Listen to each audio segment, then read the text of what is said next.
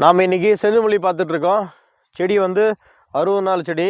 இதில் நம்ம முக்கியமான 2 விஷயம் செய்யணும் நம்ம அதிகமான மகசூல் எடுக்கிறதுக்கு. மொதல் விஷயம் என்னென்னு கேட்டிங்கன்னா, செடி வந்து 25 நாளில் வந்து ஃபஸ்ட்டு வந்து சுழி வரும். அந்த சுழியை நம்ம கிள்ளி விடணும். 2வது 35 நாளில் ஒரு ஃபஸ்ட்டு பூ வரும். அந்த பூவையும் நம்ம கிள்ளி விடணும். இப்படி கிள்ளி விடுறதுனால என்ன ஆகுன்னு கேட்டிங்கன்னா, நமக்கு இந்த பக்க கிளைகள் ஜாஸ்தி வரும். பக்க கிளைகள் ஜாஸ்தி வரும்போது நமக்கு நிறைய மகசூல் வரும். அருமையாக வந்து செண்டுமல்லி வந்து விவசாயம் பண்ணியிருக்காப்புல, நல்லாயிருக்கு.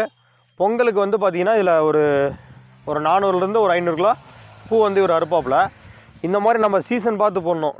இந்த பண்டிகை இந்த மாதிரி, ஏன்னா இப்போ நிறைய இடத்துல வந்து இந்த சாமந்தி அடி விழுந்ததுனால நிறைய போடாமல் விட்டுட்டாங்க. இந்த மாதிரி வந்து லாஸ் ஆகும்போது கொஞ்சமாக நம்ம செய்யும் பொழுது கண்டிப்பாக நம்ம லாபத்தை பார்க்க முடியும். இப்போ பாருங்கள், பண்டிகைக்கு இது வர மாதிரி இவர் போட்டிருக்காரு. இப்போ வந்து ரேட்டு டவுனாக இருக்குது.